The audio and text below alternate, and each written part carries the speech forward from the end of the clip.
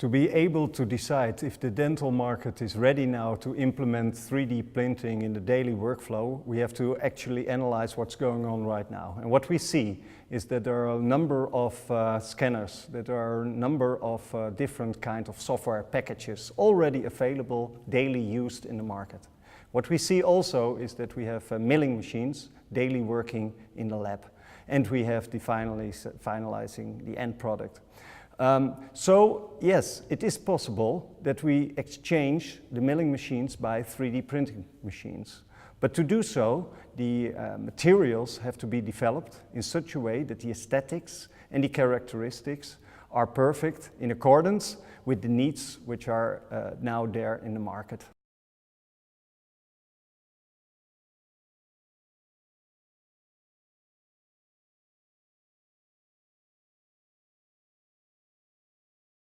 Looking at 3D printing as a technology, additive manufacturing, I would say that dentistry is actually the industry where 3D printing would actually work very well, because what we do in dentistry every day is we make, for every patient, one-off, so it's low volume, complex, small parts.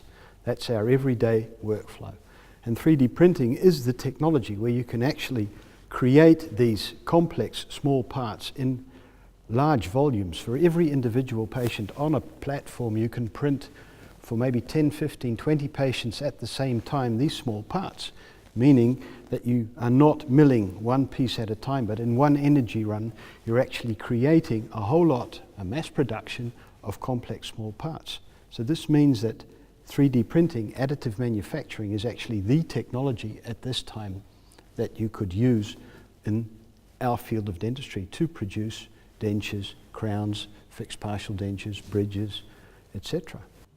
That's why NextDent was founded in 2010 as a subsidiary company of Vertex Dental, with the focus on research and development of biocompatible materials. Materials which apply to the Medical Device Directive and materials which were tested in accordance with the cytotoxicity, genotoxicity, irritation and sensitivity tests.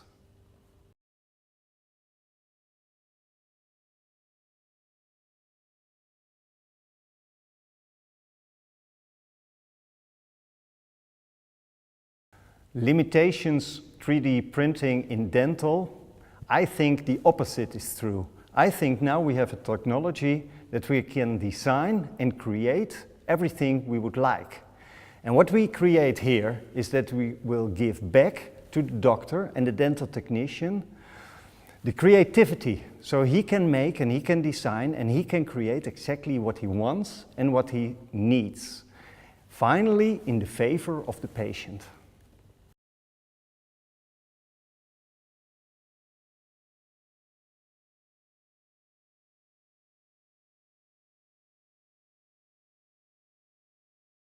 When we compare subtractive manufacturing to additive manufacturing, we actually see that the milling technology has some limitations when we try and make, let's say, the optimal for our patient in dentistry. The technology milling has its limitations because of the size of the drill and the burr that is used when they go into the milling technology.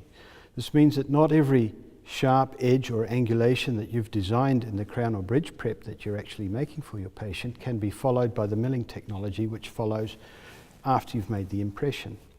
This means that the technology itself, the milling, is actually dictating the shapes and the preps that you're making for your crown and bridge work for the patient. And this limits your, let's say, inventivity when you're trying to create a new crown or bridge for your patient. So when you go into additive manufacturing like 3D printing, this gives you the possibility to actually create any shape that you've prepped for your patient into the final restoration, crown or bridge or denture that you're actually going for.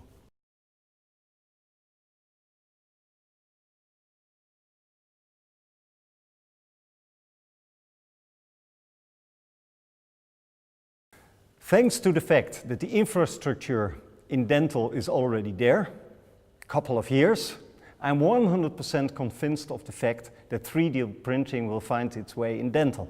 And actually my vision is being supported by a latest publication of Smart Tech Industries, which shows that 3D printing in dental will grow from a 1 billion turnover to a 3 billion turnover in only 5 years from now.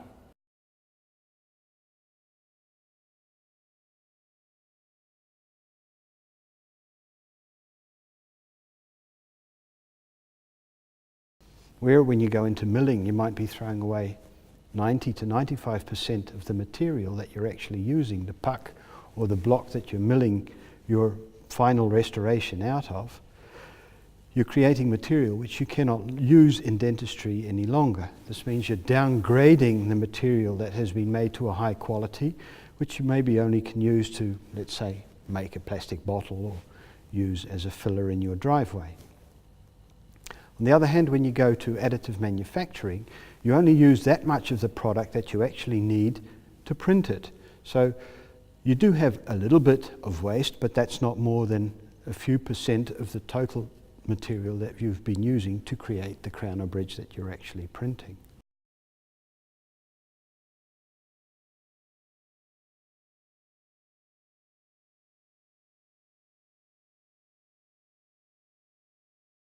This then could mean that we even get printers that you can use in your dental office. So you can buy a small printer that you could use maybe in the beginning to make temporary restorations for your patients, but I think as time goes on we'll get into very small printers that can also make very complex, precise, small parts such as crowns and bridges for our patients, meaning that part of what the laboratory does actually is then taken into the dental practice itself. When doing that, you might say that this technology could develop into being a threat for dental technicians. On the other hand, you could also say we're introducing a new technology into dentistry with all sorts of possibilities which we may not have even thought of yet. And this gives you the possibility to go right into all the creativity that you have as a dentist or a dental technician and use this type of technology to get the optimum for your individual patient.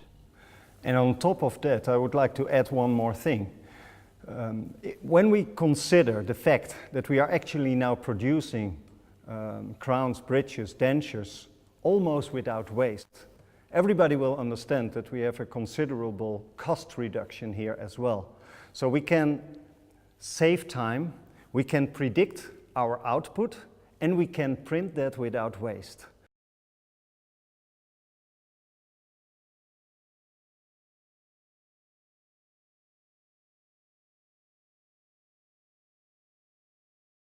One of the research projects that we did in my department was actually looking in a dental lab, how long does it take to 3D design a crown that can be either milled or printed.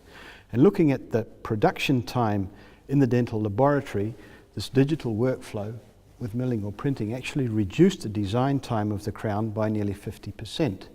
So this should mean at least that in the end product is going to be cheaper for the patient as well. So I think I have to agree with you on that.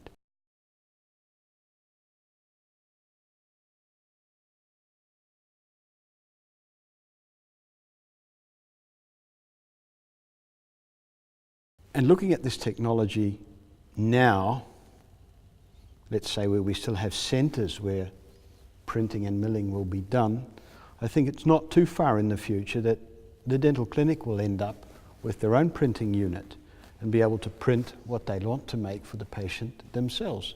The technology, the way that we see it develop, is going that quickly that I think we're not that far away of individual printers in the dental clinic enabling the dentist to maybe even come up with restorations within one day, not milled but printed in the colour that you want to look for in the patient's mouth with the fit that you want to have to make it clinically acceptable.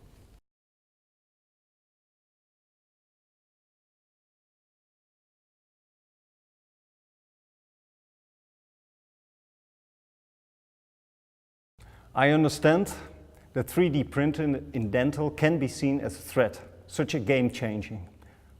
However, as NextDent, we focus all our energy on innovations, new technologies, instead of focusing our energy on the old. We have the technology, we have the opportunity, and there is a workflow, an infrastructure. So you, as a businessman, as a doctor, as a technician, can become a director of this new business model.